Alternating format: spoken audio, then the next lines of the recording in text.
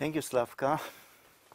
I think without hard work of Slavka, we wouldn't be here today. I'm quite excited to be here today. I mean, this is a project that we started almost 6 years ago, actually. This was the first time we crystallized the idea, and we gathered all the nanocenters of Israel and start discussing the idea. Some 5 years ago, there was the first submission. It was not successful, unfortunately, but we didn't give up. We keep on trying, and the second submission was successful, and we start working together. And now we are together for 3.5 years. I think most of us became friends and familiar, and it's really, I feel happy with this project.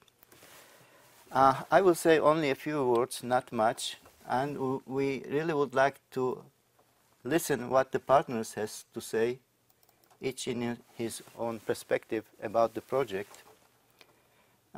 I just will add a few slides of mine. Well, in addition to the very tangible outcomes Slavka talked about, I will remind a few less tangible outcomes of the project, and I think they are also quite important. When we first start to develop the courses, we decided that each institute will have freedom of choosing the technology to develop the courses and put his own impact, add-on value to development of the courses. But we insisted that all courses will be aggregated, hosted in central infrastructure. The reason for this was that we mainly would like to learn from each other. By putting all our outcomes, all courses in some centralized infrastructure and being able to monitor each other's works on real time, all the authors of the courses at least had access at student level to all other courses. So we could see on real time how other institutions are dealing with problems regarding the development of courses.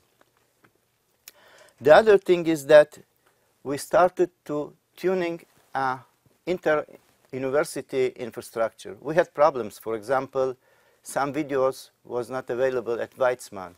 We start negotiating. We start to see how we can fine-tuning our networks, computer infrastructure to deal with this sort of joint infrastructure.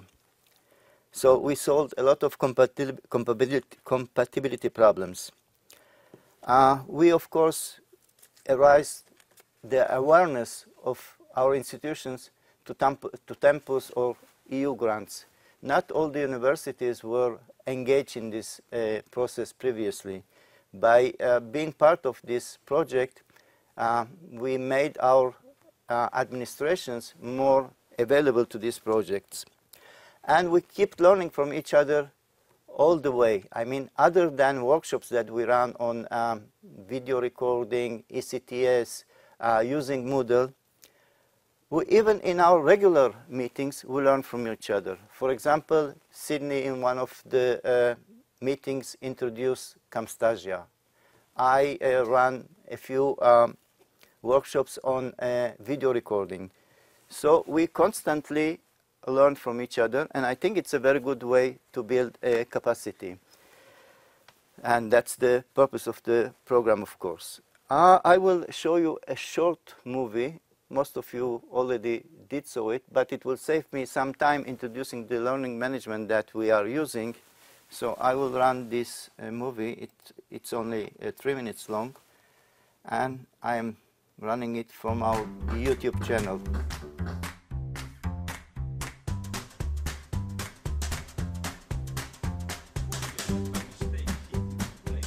And he cracked the surface of the plane.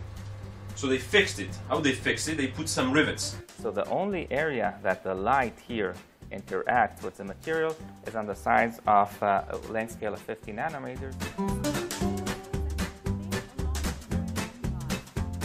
They do not need to be replaced or exchanged during the lifetime of the product. You need a fuel on one side, separated from the oxidant. What will be the current and what will be the energy we need to take an electron? We are going with the tip just around an atom and asking ourselves how fast or how much energy do we need to take one electron from the atoms. We have fluorine atoms attached to carbon atoms to make an anti-fouling surface, a non-stick surface. We can control the composition of our materials because we have many or several types of materials. It's very easy to calculate the repulsion, and even the matrix you have to diagonalize. It's easy to see what elements it should have, etc. 3 microns of silicon dioxide on the rear side of the wafer. We're going to just move it very slightly back and forth until we feel some friction. Transparent electrode film fabrication. This is the reason, even nowadays when the technology is really advanced, OLED to be still lower efficient in comparison to inorganic LED. You have your design space from a specification, but after you have also to extract this space for checking if your device is working. We can interact with the hydrogen bonds created along the chain, and so look, this structure starting from the bottom, we can obtain a dissolution of the 3D conformation of the alpha helix. Today, we'll be discussing how we can actually load medicines into a liposome. The nanoparticles accumulated at the disease site. Then you can basically play in order to sense different polarization. The input from all these contacts, I know that they are the blue absorption, and the input from this contact, I know that they are the red contribution. In this dynamic, we're looking not at the force of deflection, we're looking at an amplitude, a magnitude. ננסה להשתמש בחושים שלנו כדי להבין עד כמה קטן הגודל הזה ננומטר.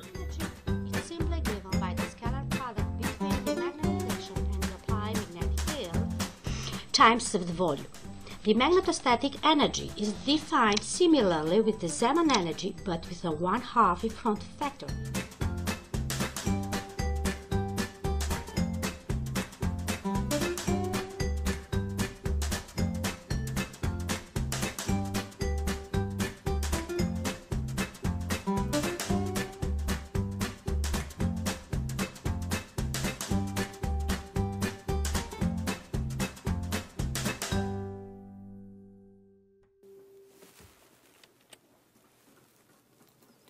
Well, I'm glad to see smile on your faces, just to recall some memories from the times that we worked developing these courses.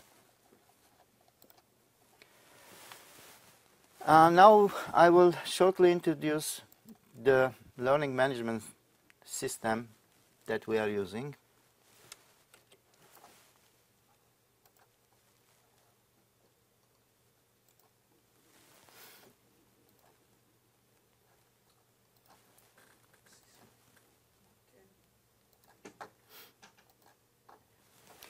Okay.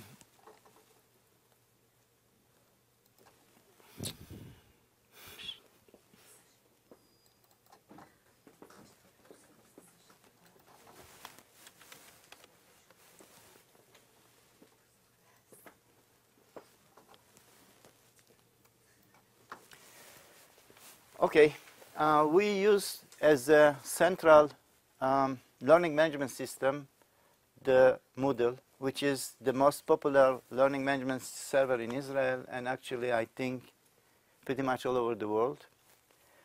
The more significant, or the significant benefits of using such a system is that from one hand the students can have all their learning affiliated content, learning resources in one single online space, and from the other hand all the teachers can very efficiently monitor the learning process. Actually, the teachers can have all the logs of learning behavior or process made by the students.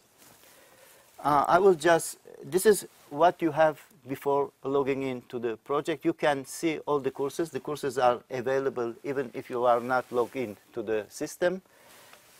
Some of the courses are even, we have demo courses that the authors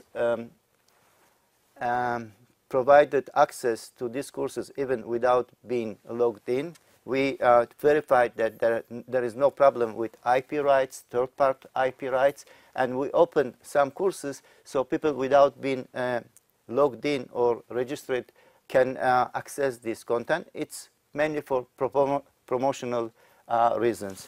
I now will log in to the platform.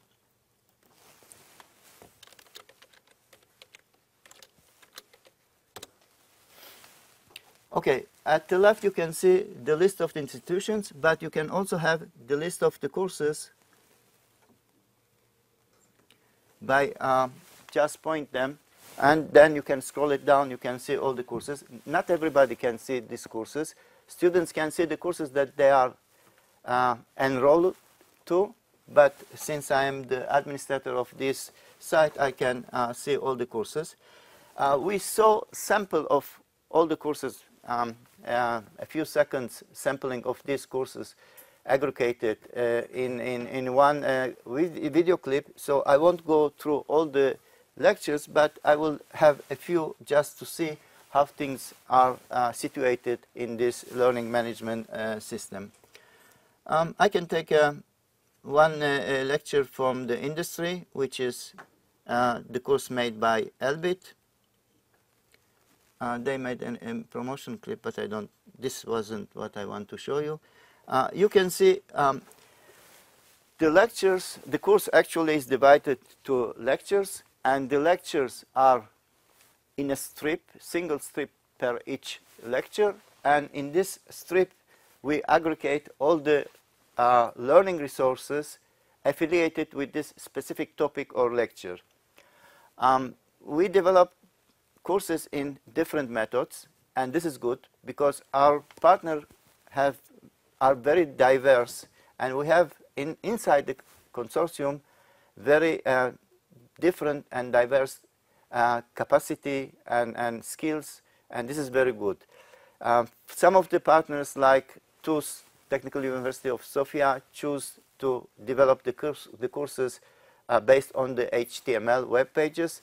Some of us use dedicated software like Skopje, Ron, and Sydney, and some of us prefer to record the lectures, to add to these lectures additional learning content like PowerPoint presentation, quizzes, docs, PDF files, links, and they made a complete learning environment.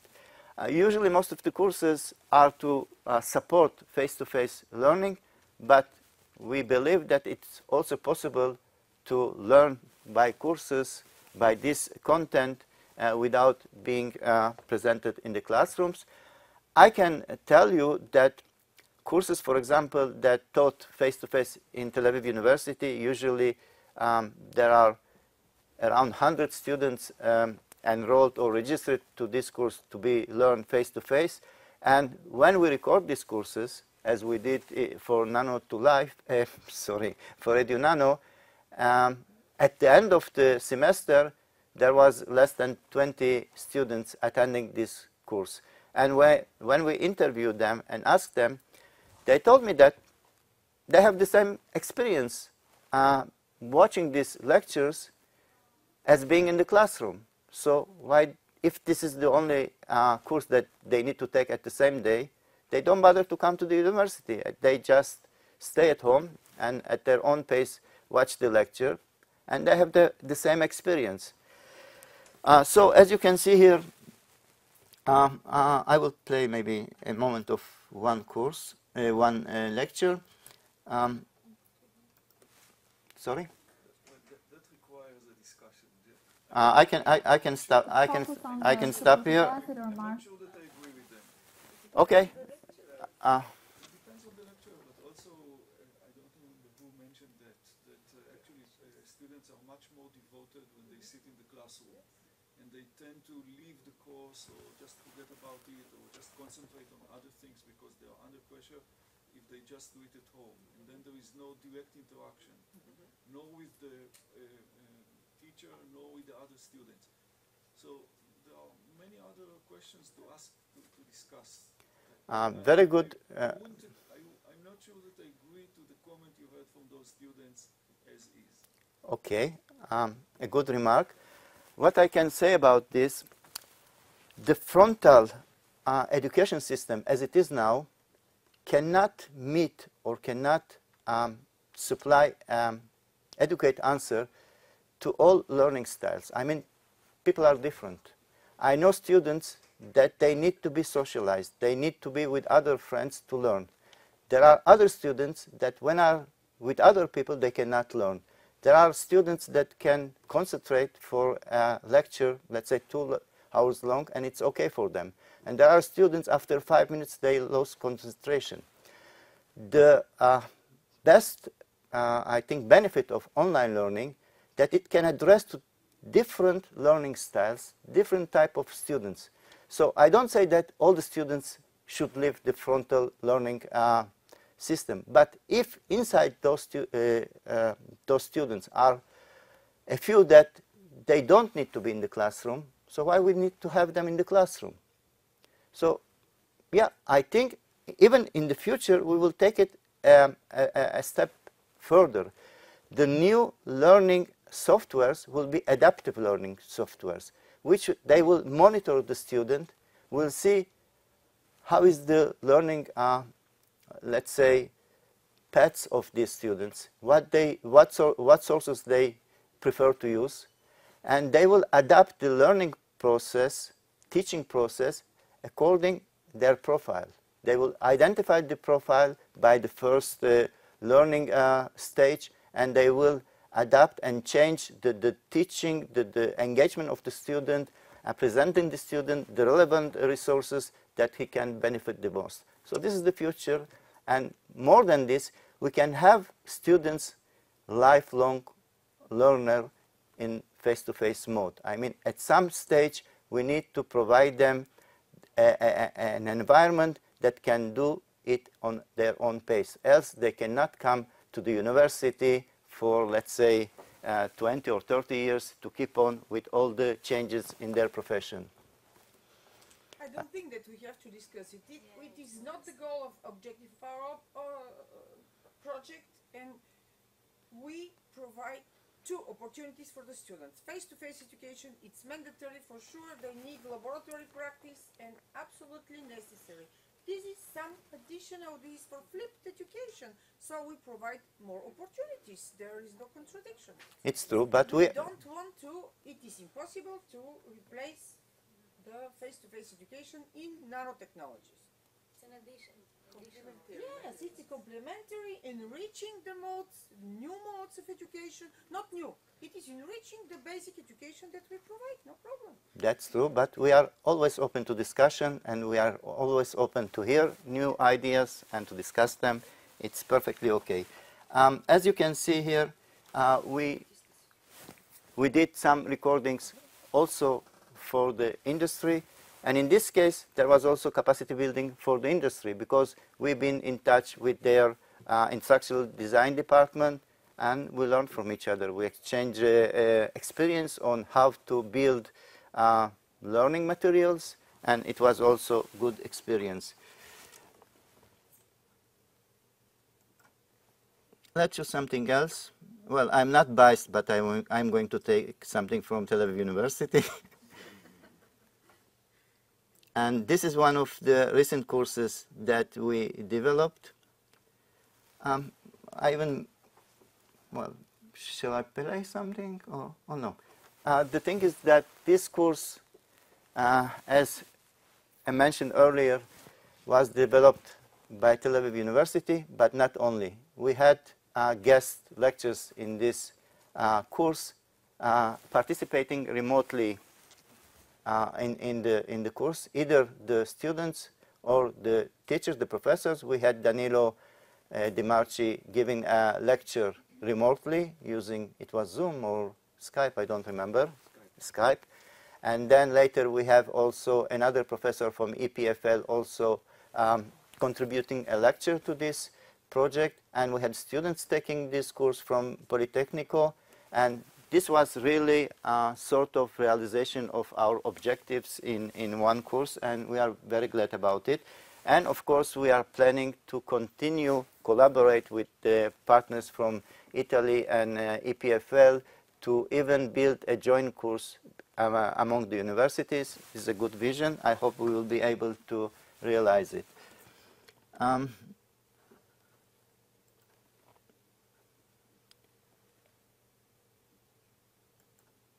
Slavka, which course you would like me to show? We know the courses, I think. But we would like to see how it's looked on the LMS. If you don't like it, we can go on, no problem. No, I like them, of course. I'm materials, and they are easily changeable, more easily changeable than the videos. Okay, as Slavka said, the advantage of HTML courses, maybe over video-based courses, that they are more flexible. They are more easy to update. But as I told you, it pretty much depends on the student itself. I think there are students today which are very much used to see video. For example, their main input from the outside world is YouTube, Facebook, Instagram. They are very much familiar with visual content. So we don't know. I'm not sure which is the best, but definitely HTML courses are more easy to manipulate, update, and so on. And I think about the video, if you have the capacity in-house recording, it's quite easy task to be done. I mean, in Tel Aviv University, we record over 30 or 40 complete courses each semester. So I hope some of the universities also, actually we all bought or purchased equipment, and we use this equipment, partners from Israel. So it's sort of also capacity building, and the institutes can use this equipment to amend, to change, update content. This is why we didn't want to make all these recordings by one single institute, and we prefer to teach or guide or make some workshops so everybody will be able to produce such a content.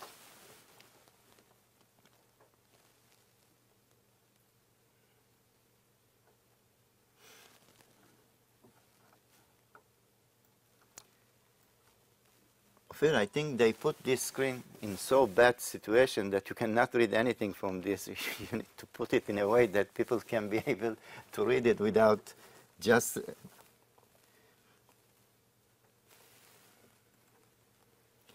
Okay.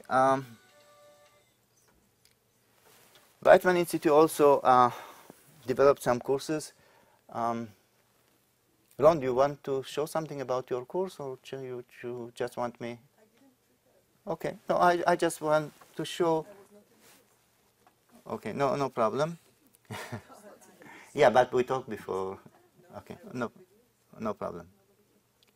Okay, you can see another type of course. This course was developed by a Weizmann Institute, and the course developed by using dedicated special software called Camtasia. It's very popular. Many institutions use this software to develop courses, and it's also easy to edit, to manipulate. Sydney showed us in one of meetings, I think it was Torino, how to use this software. And I think some of the partners even purchased this software in the framework of the project by the fundings provided by the project. We did also.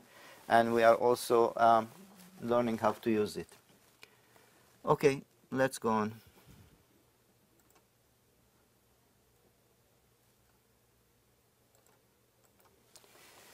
Well, next I would like to talk about an ecosystem that we try to implement in our project.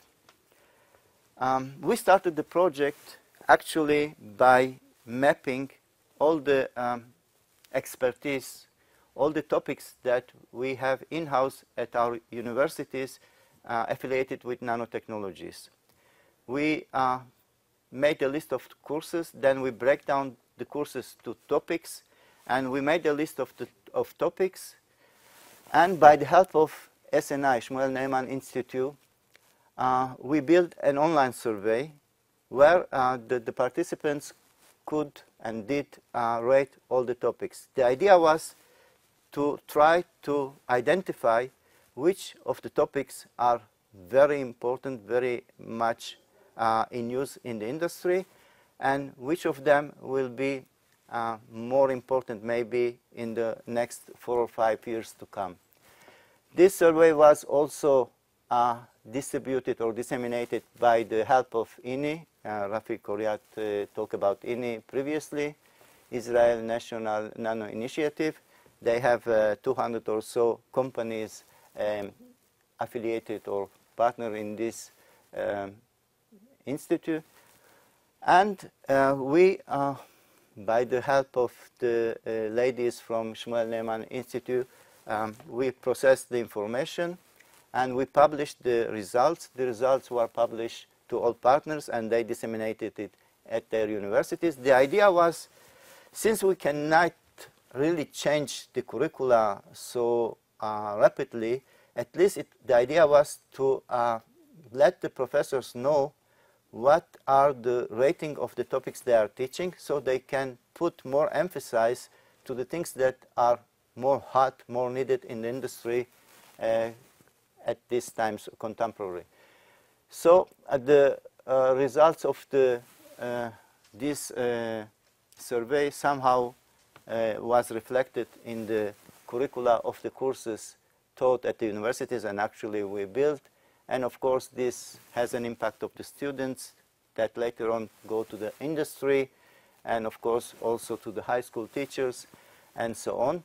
And we made another iteration later on. The idea is to maintain a sort of ecosystem, educational ecosystem inside in the consortium, where we have all the stakeholders part of the consortium, so they have very good relation, very good interaction, and you can see in this slide the workflow of this interaction, and we hope that we will be able to maintain this ecosystem by engaging more companies, more universities inside, making from time to time surveys, if not in the framework of this project, maybe in the framework of next projects that we will submit or will be funded for. And this ecosystem can be very useful for especially rapidly evolving or even developing disciplines. I mean, where the change in the industry are so fast, so rapid, and for the academia it's hard to follow these changes, such an ecosystem can very fastly bring the changes to the academia and back to the industry.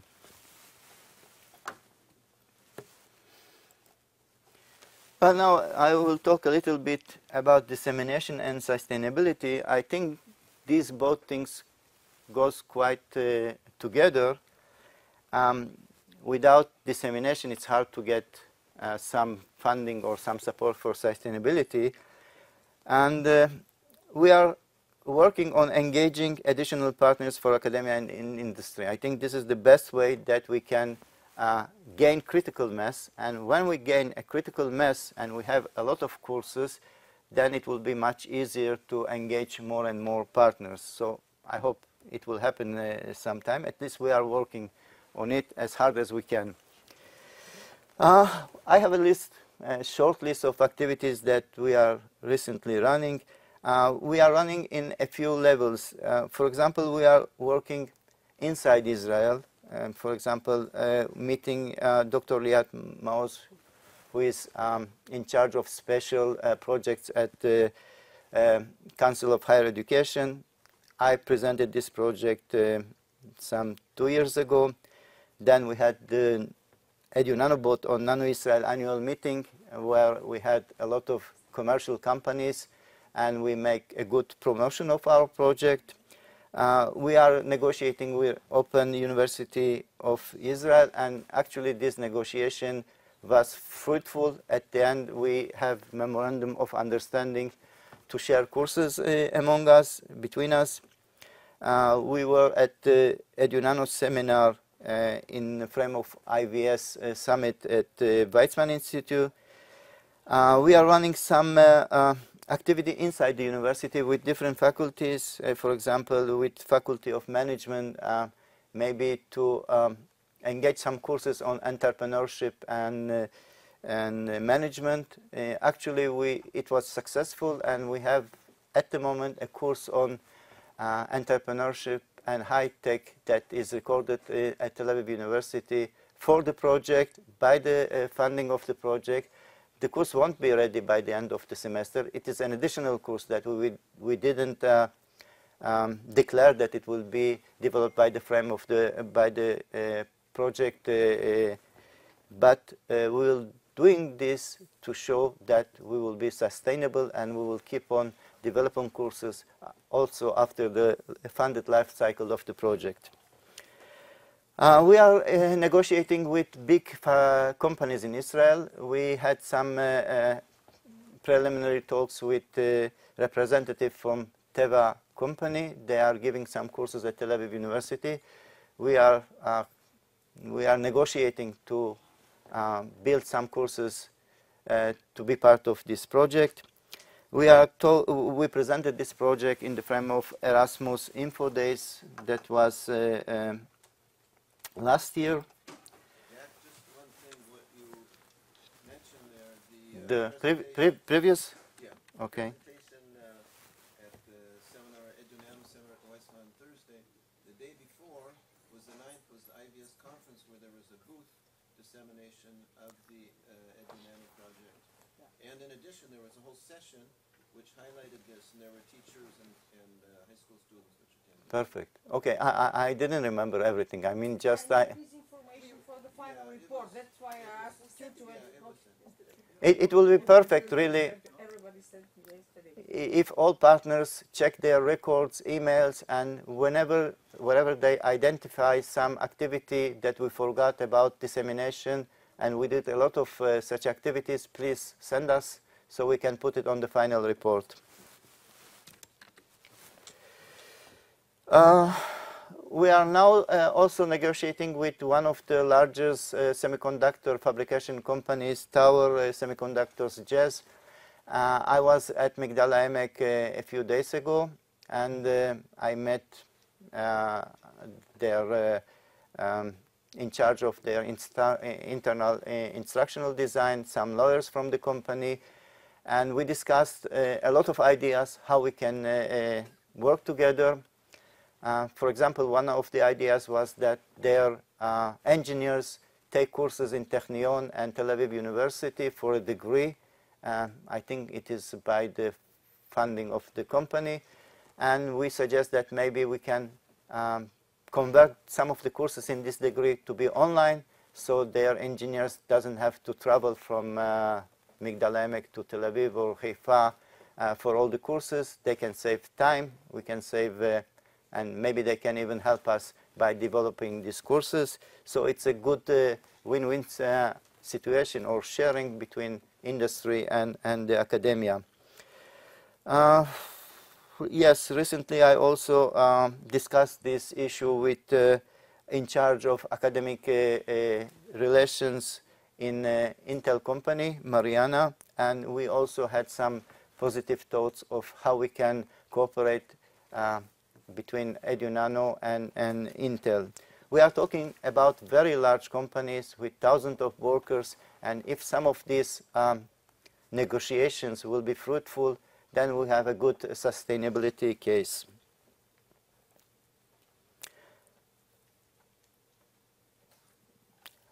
Yesterday, or the day before actually, I met some representatives from Ort. Ort is one of the largest high school chains in Israel, and they also report me that they had a few projects, EU projects related with nano.